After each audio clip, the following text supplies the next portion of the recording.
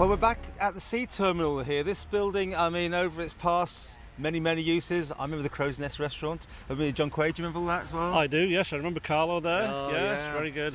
But we're talking to you today because you've been going to the media over the last few weeks expressing concern about the future of a bus station, somewhere where people can, obviously get their buses, but also a place where they can relax as well. And you keep coming back to this idea, this is the place. This definitely is the place. It was originally built as a passenger terminal, and that's what it should be used for. There's been calls to build a new passenger interchange just up the road here in Lord Street.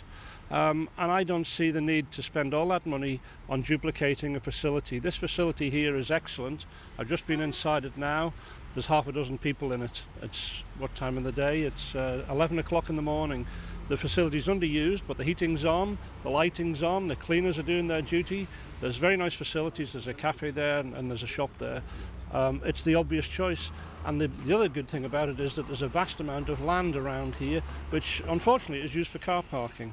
If the cars were dismissed from the site, it would make an excellent bus interchange. And what could be better than having the ferry arrive, you get off the ferry and you can get straight on the bus.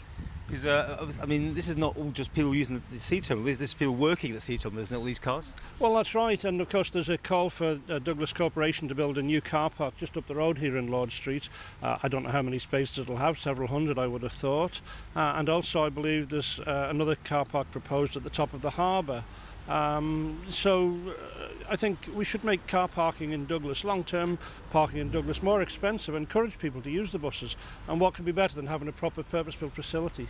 Well, it was in July last year that the proposals were first put up, and we got this map which they showed the centre of town. They took as Marks and Spencer, and they drew a ring around it, saying this is the area that people would be prepared to walk to. And this does come within that area, but really it's been dismissed by them already, hasn't it? Yes, it has, but it's easily solved. Just make sure that every bus that travels if this became the passenger terminal, every bus that travels here, the travel would be free within a certain zone. We call it the red zone in Douglas, and it's perhaps a half a mile radius from here. So hop on, hop off, and then catch the bus to your final destination.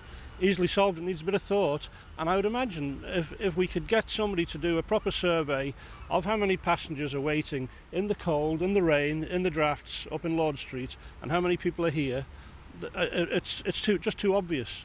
Now, the next few weeks, I believe you're going to have an appointment with Travel Watch. You're going to be making a presentation. I was asked to make a presentation to Travel Watch, but unfortunately I'm away, so I can't do that on this occasion. But hopefully this interview might be played at the event. Well, you've been to the press, and you're certainly keeping the pressure on here because you are a well-known businessman. I mean, is this just so obvious it's just ridiculous in your view? It is, yes. If I owned the bus company and Lord Street and the sea terminal, I would be disposing of the Lord Street at a high value, and I would be sweating my asset of this excellent building here.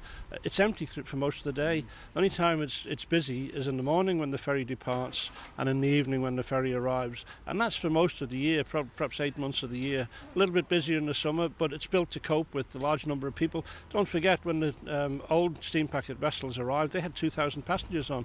We're only carrying 600 or 700 on the Ben McCree and the Manannan, and most of them arrive in cars, so there's probably only a couple of hundred foot passengers mingling in with the bus passengers. It's a no-brainer.